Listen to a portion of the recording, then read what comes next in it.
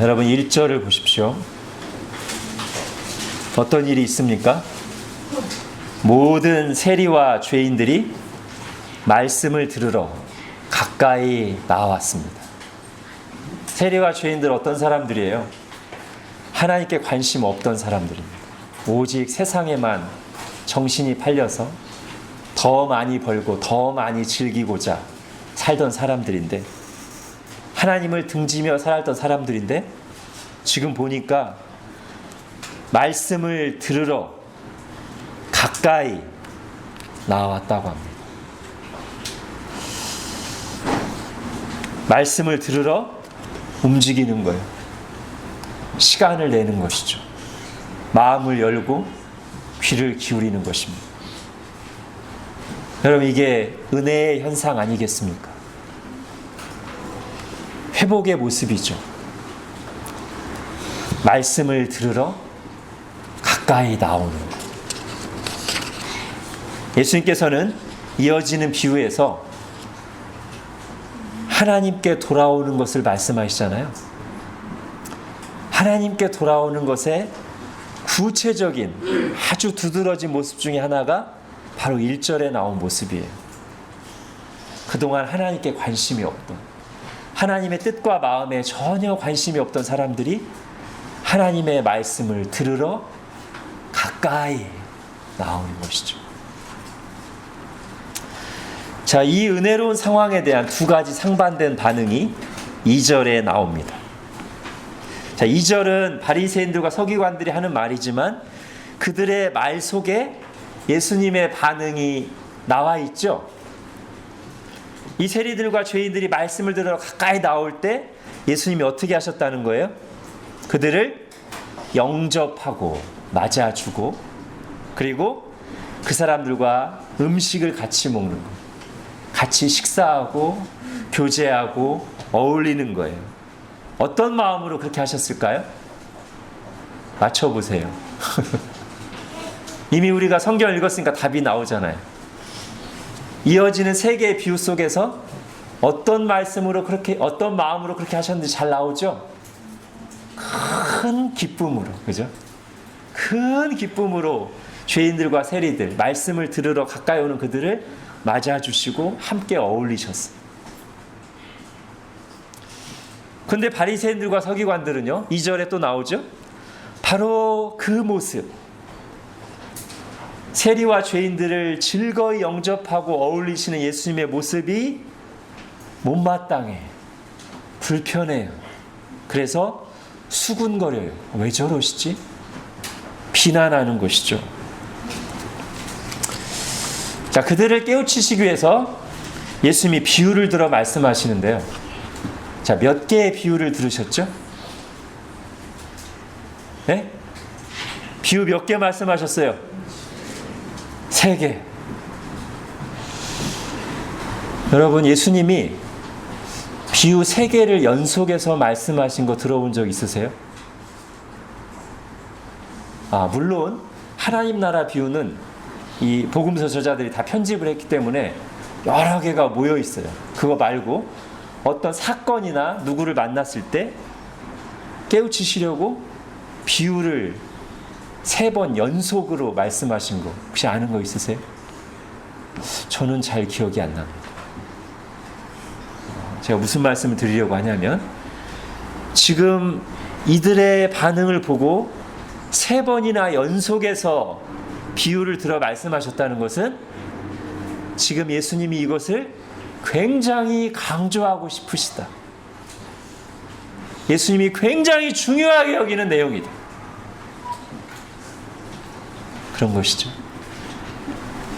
자, 이 세 비유는 같은 주제예요. 근데 잘 보면 조금씩 달라요.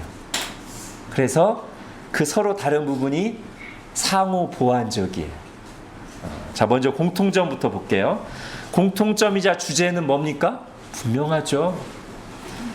잃어버렸던 한 사람이, 하나님을 떠났던 한 사람이 하나님께 돌아올 때 하나님이 너무나 기뻐하신다. 그 하나님 아버지의 마음, 이게 이 세 비유의 주제예요. 공통점이에요. 그리고 이것이 예수님께서 3번이나 비유를 들어서 강조하고 싶으신, 우리에게 꼭 들려주고 싶으신 내용이에요. 하나님 아버지의 마음. 어떤 마음? 기뻐하시는 마음. 여러분, 기뻐하시는 하나님을 생각해 보십시오. 잘 떠올라져요? 와, 기뻐하시는 하나님. 오늘 예배 전에 찬양도 불렀죠. 예수님 기뻐 노래하시리. 그죠? 하나님이 막 기뻐하시는 모습이 여러분 머릿속에 잘 그려집니까? 하나님의 기쁨. 기쁨이 막 충만한 하나님의 모습. 여러분, 우리가 좀 자칫하면 하나님의 표정을 무표정, 좀 더 나아가면 아주 굳은 표정으로 우리 마음속에 하나님이 각인될 수 있어요. 물론 하나님이 굳은 표정이실 때가 있죠. 우리가 죄를 지었을 때 죄인들에 대해서 하나님이 슬퍼하시고 진노하시죠. 근데 그게 하나님에 대한 우리의 이미지로 굳어지는 것은 하나님이 전혀 기뻐하시는 바가 아닙니다. 그리고 오늘 예수님께서 그것을 깨트리시려고 3번의 비유를 연속해서 드시죠. 어떤 하나님? 너무나 기뻐하시는 하나님. 우리 마음속에 하나님에 대한 이미지가 아주 기뻐하시는 하나님, 웃으시는 하나님, 춤추시는 하나님,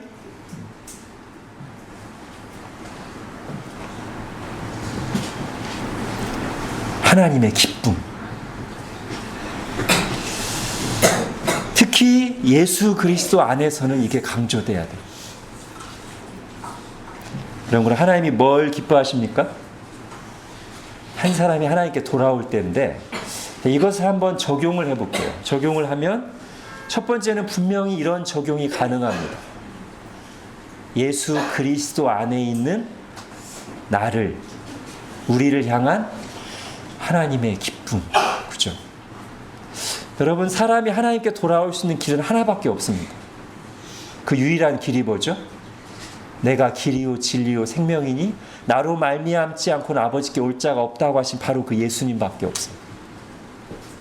그래서 지금 하나님께 돌아온 자를 기뻐하신다고 했는데 예수 그리스도 안에 있다는 것이 하나님께 돌아왔다는 뜻이에요. 그죠? 그렇다면 예수 그리스도 안에 있는 나를 하나님이 오늘 본문처럼 기뻐하신다고 우리가 믿어야 돼요. 예수 그리스도 안에 있는 우리를 하나님이 정말로 기뻐하신다는 걸 믿어야 돼요. 안 믿어지면 기도해야 돼요. 하나님, 예수 그리스도 안에서 하나님이 저를 얼마나 기뻐하시는지 알게 해주십시오.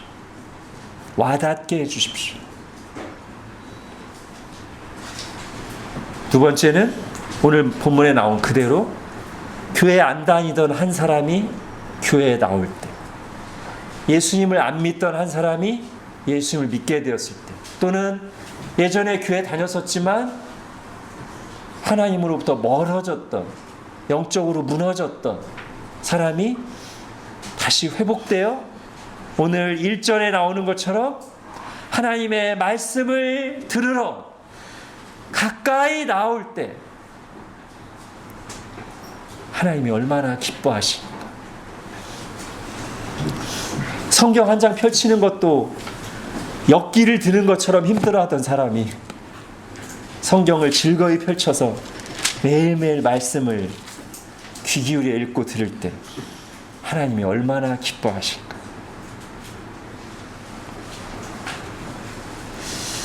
그럼 이것이 새 비유의 주제이자 공통점인데 약간의 차이점들이 있어요. 비유마다. 아주 자세히는 아니고요. 앞에 2개 비유가 비슷하고요. 마지막 비유가 좀 달라요. 자, 앞에 2개의 비유에서 강조하는 내용이 있습니다. 먼저 4절을 한번 보십시오. 4절 같이 읽겠습니다. 시작. 너희 중에 어떤 사람이 양 100마리가 있는데 그 중에 하나를 잃으면 99마리를 들에 두고 그 잃은 것을 찾아내기까지 찾아다니지 아니하겠느냐. 8절도 읽겠습니다. 어떤 여자가 10 드라크마가 있는데 하나를 잃으면 등불을 켜고 집을 쓸며 찾아내기까지 부지런히 찾지 아니하겠느냐. 예. 이 앞에 두 비유의 공통점이자 강조점 하나가 뭐냐면 찾아내기까지 찾아내시는 하나님이에요. 여러분, 어떤 기독교 저자가 예전에 이 하나님을 강조하려고 하나님을 어디에 비유했냐면 이렇게 말했어요. 천국의 사냥개로. 천국의 사냥개가 어때요? 막 표적을 찾기까지 막 달려가서 결국 찾아내서 주인한테 물어오잖아요. 그랬더니 또 다른 어떤 사람들은 아무리 그래도 그렇지 무슨 하나님을 개에 비유하냐. 그런데 현대의 어떤 저자는 그걸 또 다시 가져와서 그러나 나는 이 비유를 동의한다. 하나님이 얼마나 잃은 자를 찾도록 찾으시는가를 묘사할 때 괜찮은 비유 같다. 이렇게 말한 걸 제가 본 적이 있습니다. 오늘 본문 앞에 두 비유의 강조점 중에 하나가 그거예요. 찾아내기까지 찾아내시는 하나님. 8절에는 등불을 켜고 집을 쓸며 부지런히 찾아내기까지. 여러분, 예수님이 이것을 위해서 이 땅에 오셨죠? 누가복음 19장 10절 핸드아웃에 있습니다. 같이 읽겠습니다. 시작. 인자가 온 것은 잃어버린 자를 찾아 구원하려 합니다. 여러분, 하나님께서 그렇게 찾도록 찾으셨기 때문에, 그리고 그 하나님의 찾도록 찾으시는 마음에 감화되어 자신을 하나님의 사냥개로 기꺼이 헌신한 사람들이 있었기 때문에 우리가 여기 있는 거예요. 그죠? 한국이 영적인 어둠 가운데 있을 때 우리나라에 오셔서 젊음과 삶을 바치셨던 선교사님들이 그러하셨고, 지금 해외 곳곳에 나가 활동하고 있는 우리 한국 선교사님들도 그런 하나님의 심정을 가지고 나간 것이죠. 잃어버린 양을 찾도록 찾으시는 목자의 심정, 하나님 아버지의 심정으로 나가는 거예요. 우리도 전도할 때 그런 하나님의 마음으로 해야 되겠죠. 찾도록 찾으신 하나님, 그리고 찾으면 너무나 기뻐하시는 하나님. 자, 이게 앞에 두 비유의 강조점 하나라면 또 하나가 있어요. 앞에 두 비유에서만 강조되는 세 번째 비유에는 안 나오는데, 다시 4절을 보십시오. 이번에 읽지는 않고요. 볼게요. 양 100마리가 있는데 그 중에 하나를 잃으면, 그죠? 8절에도 10 드라크마가 있는데 하나를 잃으면, 그래서 7절에 이와 같이 죄인 한 사람이 회개하며, 다시 10절에도 이와 같이 죄인 한 사람이 회개하며. 예, 이 앞에 두 비유의 강조점 또 하나가 뭐예요? 한 사람이, 한 사람. 이건 뭘 말씀하시는 겁니까? 숫자가 아닌 인격으로 사람을 보시는, 우리를 보시는 하나님의 마음을 이야기하고 계신 거죠. 말 그대로 한 명 한 명 하나님의 이름을 아시고, 그들의 상황을 아시고, 그들의 아픔을 아시고 찾아오신다. 그리고 10명이 돌아오실 때는 기뻐하시다. 한 명이 돌아오면 이제 한 마리야? 이러지 않으시고 한 명, 한 명을 기뻐하신다. 뭐 한 사람 때문에 이렇게까지, 또는 뭐 나 하나 안 보인다고 뭐 표나 나겠어? 아니라는 거죠. 하나님께서는 한 사람 한 사람을 소중히 여기시고 그들을 찾으시고 그들을 기뻐하신다. 여러분, 이것을 우리의 예배에 적용한다면 찬양하는 시간에 다른 사람들 다 찬양하고 있으니까 나는 멍 때리고 있어도 뭐 하나님이 괜찮다고 하시겠지. 아니라는 거예요. 네 찬양을 듣고 싶다는 거예요. 한 사람 한 사람. 네가 입을 벌려 마음으로 찬양하는 걸 듣고 싶다. 네 예배를 받고 싶다.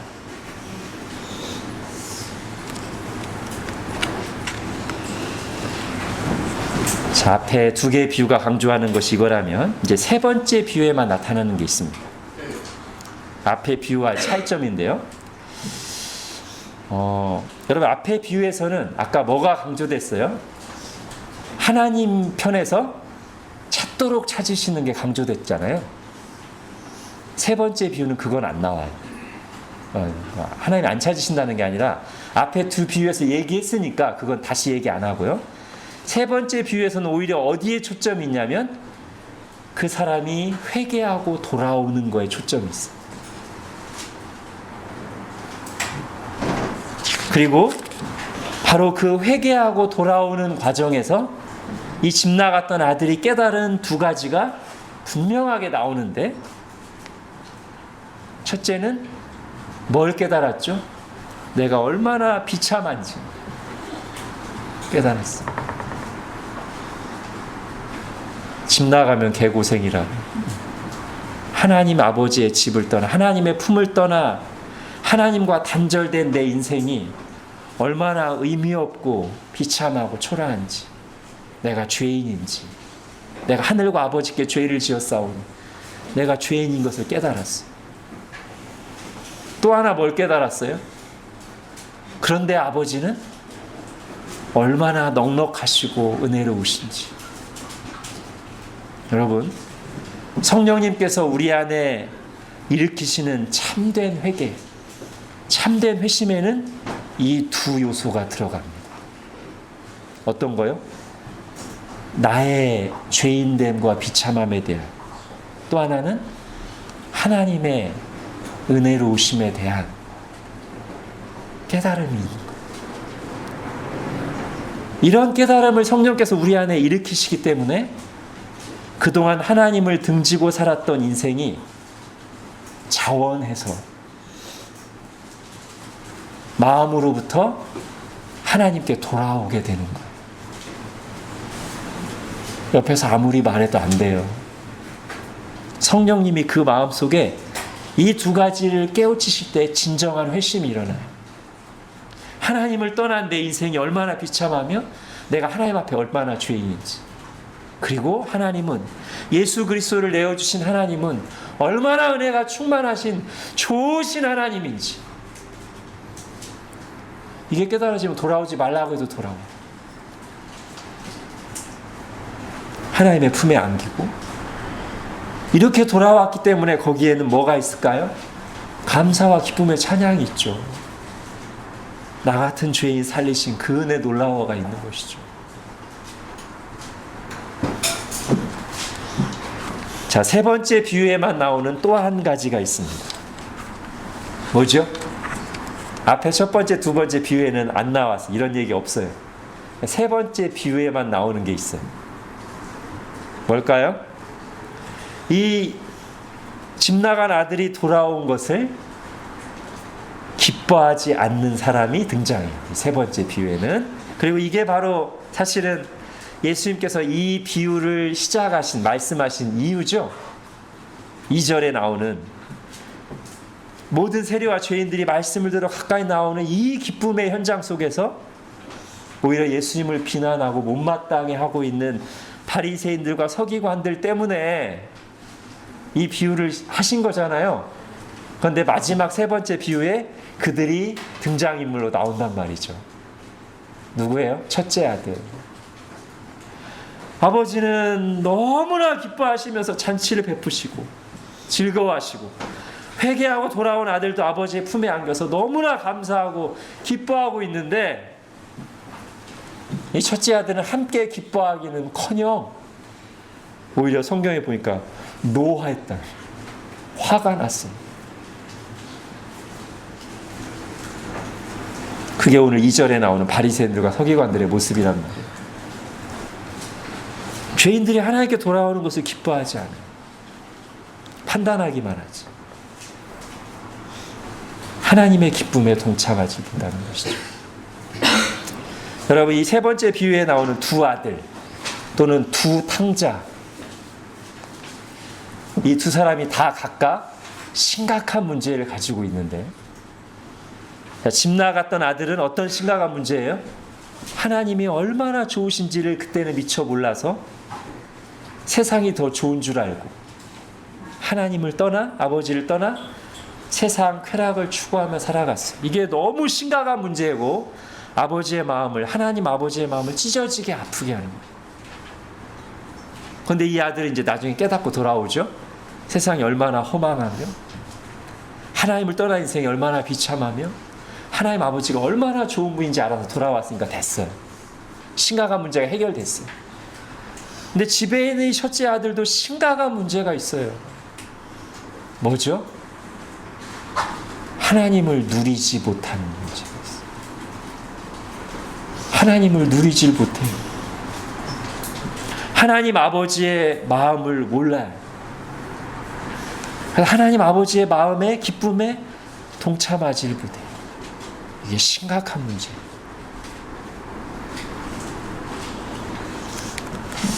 여러분, 그리스도 안에서 하나님이 우리를 부르시는 그 부르심을 크게 두 가지로 나눠서 말할 수 있겠습니다. 하나는 구원의 부르심이고 또 하나는 사명의 부르심인데, 제가 이것을 오늘 본문에 따라서 이렇게 좀 정리해도 될 것 같아요.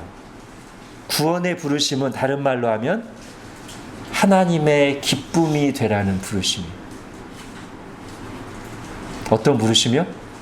하나님의 기쁨이 되라는 부르심. 지금 잃어버린 양 찾으니까 하나님이 너무 기뻐하시잖아요. 집 나간 아들 돌아오니까 너무 기뻐하잖아요.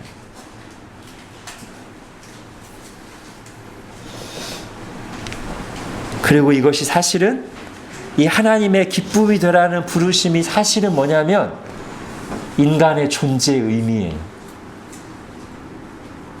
그리고 우리에게도 제일 큰 기쁨을 주는 부분이 이거예요. 여러분, 창조 때 한번 생각해 보세요. 하나님 창조 때 사람까지 창조하시고 나서 뭐라고 하셨죠? 보시기에 심히 좋았더라. 하나님의 기쁨을 표현하신 거죠, 그죠? 인간 말고도 다른 모든 피조물들도 하나님이 지으실 때마다 하나님의 기쁨을 표현하셨어요. 보시기에 좋았더라. 왜 그 말이 들어갔죠?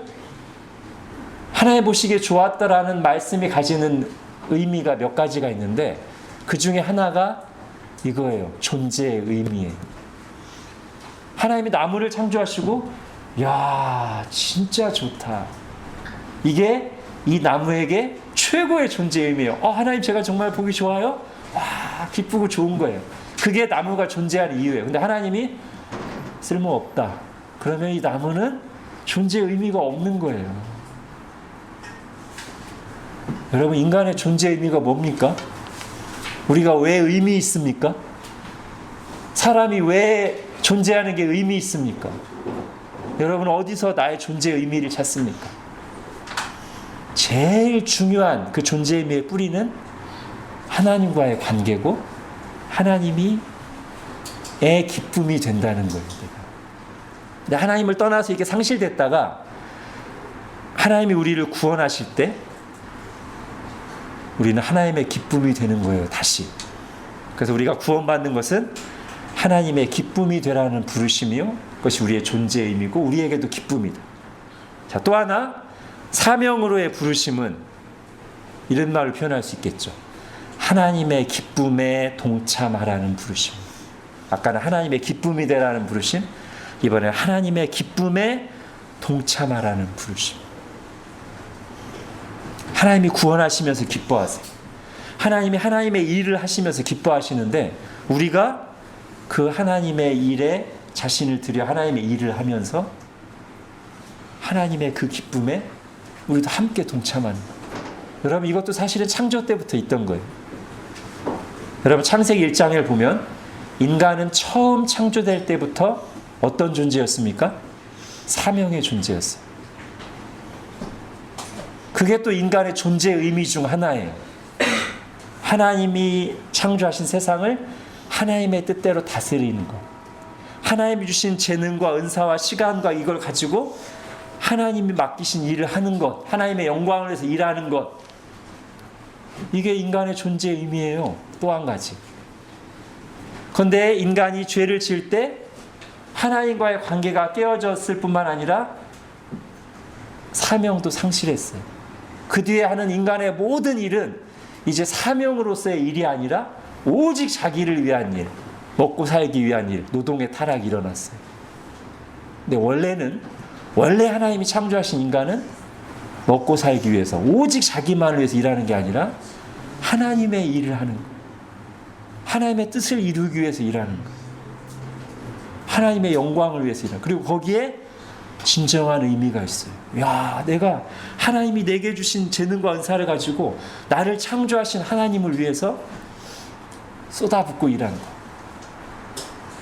이게 존재의 의미고 기쁨의 원천이에요. 여러분, 이게 인생이에요. 원래 하나님이 창조하신 인생의 모습이 이거여야 돼요. 하나님과의 관계 속에서 존재의 의미를 발견하고 하나님의 일을 하면서 존재의 의미를 발견하고 하나님의 기쁨이 되기 때문에 기쁘고 하나님의 기쁨에 동참하기 때문에 기쁨. 이게 원래 인간이에요. 이게 원래 인간의 존재의 의미예요. 이게 인생이에요. 그러므로 하나님께 온전히 돌아온다는 것은 이 기쁨이 회복되는 것이어야 돼요. 구원받고 하나님의 자녀가 되는 기쁨, 하나님의 기쁨이 되는 자리로 회복되는 것이고, 그래서 그 구원의 기쁨을 즐거워하고 감사하고 하나님과 교제하고 하나님과의 관계 속에서 나를 발견하는 것, 이게 회복되어야 되고, 또 하나는 하나님의 일을 하면서 하나님이 나를 두신 그 자리에서 하나님의 뜻을 이루기 위해 일하면서 하나님의 말씀대로 다른 사람을 섬기고 사랑하면서 하나님의 기쁨에 동참하고 나도 삶의 의미를 찾고 기뻐하는 겁니다. 그걸 가로막고 있는 것들을 버리고, 뭐죠? 둘째 아들의 경우에는 세상 낙을 추구하며 더러워져 있던 삶을 청산하고, 첫째 아들처럼 형식적인 종교 행위와 교만을 내려놓고 마음으로부터 하나님께 돌아가는 것. 이것이 진정한 회개예요. 이것이 진정한 회심이에요. 거기에 참된 기쁨이 있어요. 누구의 기쁨? 하나님의 기쁨이 있고 신자의 기쁨도 있어요. 그것이 하나님의 백성인 우리에게 약속되어 있고 우리가 일생을 살아가며 추구해야 할 신앙의 기쁨, 참된 기쁨입니다. 기도하겠습니다. 하나님, 오늘 말씀 속에서 다시 기뻐하시는 하나님을 뵙습니다. 하나님 마음속에 예수 그리스도 안에 있는 우리로 인한 기쁨이 가득하다는 것과 하나님을 떠나 있던 한 사람이 중심으로 회개하고 돌아올 때 하나님이 얼마나 기뻐하시는지를 저희가 말씀을 통해 듣고 뵙습니다. 그리고 하나님의 기쁨이 되는 것, 그 안에서 나의 존재의 의미와 기쁨을 발견하고 하나님의 기쁨에 동참하는 것, 하나님이 나를 이 땅에 보내신 그 사명을 감당하며 거기서 존재의 의미를 찾고 기뻐하는 것이 하나님이 본래 우리에게 의도하신 인생의 모습이고 거기에만 진정한 후회 없는 삶의 의미와 기쁨이 있다는 것을 저희가 다시 들었습니다. 하나님, 이것이 우리에게 온전히 회복되게 하여 주시고 그래야 하나님과 우리의 기쁨이 충만하게 하여 주옵소서. 예수님의 이름으로 기도합니다. 아멘.